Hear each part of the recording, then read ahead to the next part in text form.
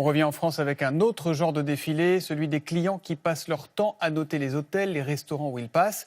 Parce qu'il en a assez d'être jugé et évalué en permanence, un patron de café de Saint-Malo a décidé de s'attaquer à cette tyrannie de la notation, instaurée selon lui par les plateformes comme TripAdvisor, un site rebaptisé du coup StripAdvisor. Caroline Sins et Rajija Adarezig. Une photo pour choquer. Ce barman s'est mis à nu dans son café à Saint-Malo. Un striptease publié sur les réseaux sociaux pour protester contre TripAdvisor. Ce site internet qui note les restaurants et les hôtels. Pourtant bien noté, il est écœuré par les avis de certains clients. C'est un déferlement de haine permanente en fait. La moindre frustration, le moindre truc, la gueule du patron, la gueule de la patronne, de la serveuse devient maintenant prétexte à cartonner les gens, quoi. Voici les commentaires publiés sur le site à propos de son café. À visiter absolument, mais aussi à éviter. Le patron devrait changer de métier et apprendre la politesse. Le café a même été noté comme restaurant alors qu'il n'a pas de cuisine. Exaspéré, le patron ne veut plus être référencé sur la plateforme. On leur a envoyé une lettre recommandée par avocat à leur siège en Californie, à leur siège à Paris. On a reçu au bout de 6 mois une réponse laconique et stéréotypée, comme quoi eux, ils mettaient une plateforme pour les gens qui désirent s'exprimer. Alors, est-il possible pour un restaurateur de quitter le site internet? Très compliqué selon cet avocat spécialisé. Normalement, ça devrait être possible. Mais dans les faits, c'est très difficile. Pourquoi?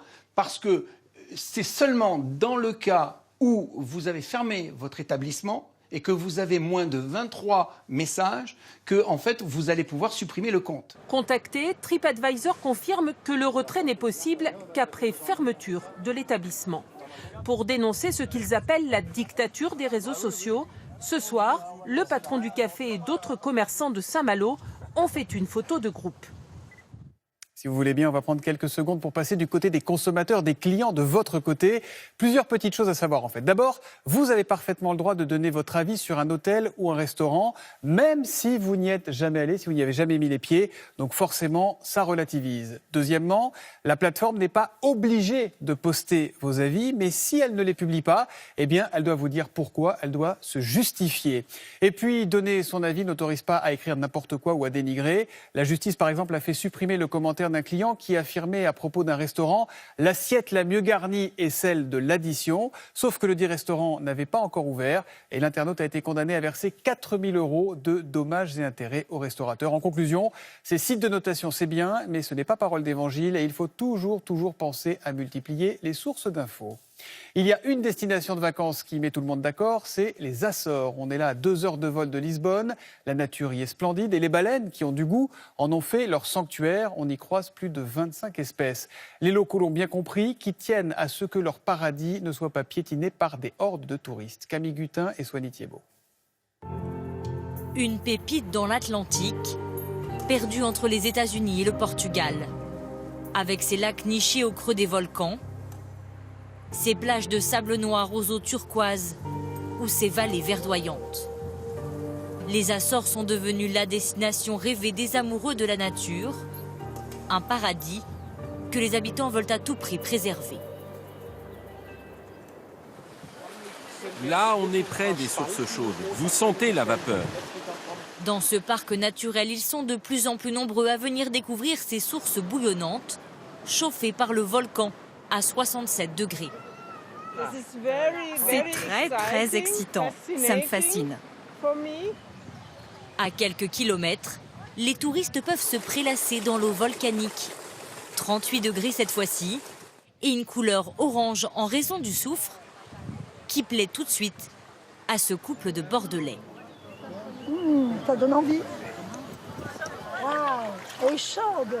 On dirait qu'il y a des choses qui n'ont pas bougé depuis des années, quoi. Tout se mélange. Voilà, il y a un mélange de tout, des fleurs, des paysages. Voilà, c'est très naturel.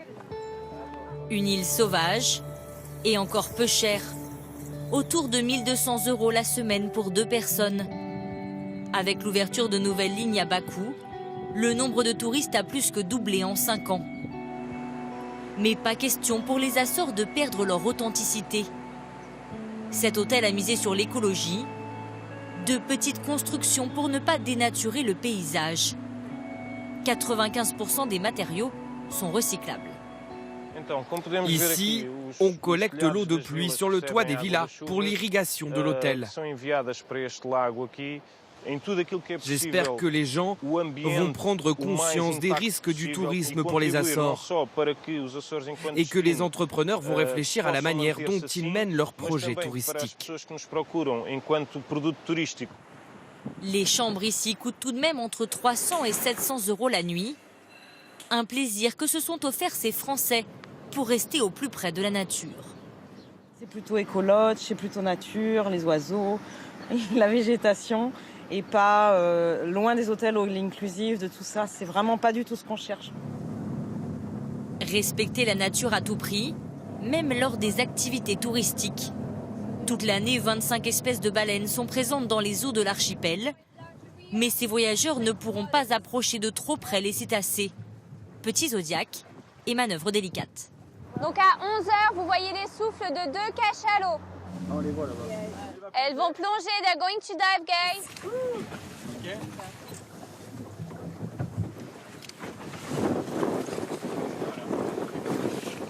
Bah, c'est bon, j'ai eu la queue. Si ces touristes sont prêts à se tenir un peu plus loin, avec l'afflux de visiteurs, la guide aimerait des mesures plus radicales. On n'a pas encore de limitation pour l'instant pour l'observation des cétacés sur le nombre de bateaux en mer, mais ce serait pas mal qu'il y ait une décision qui soit prise là-dessus pour qu'il n'y ait pas de plus en plus de bateaux et que du coup on puisse garder les animaux ici. 20 nouveaux projets d'investissement sont déjà sur la table, notamment pour des constructions d'hôtels. Mais le gouvernement a prévenu, il n'ira pas au-delà de 15 000 lits. Son objectif est clair, préserver ce paradis de moins en moins caché.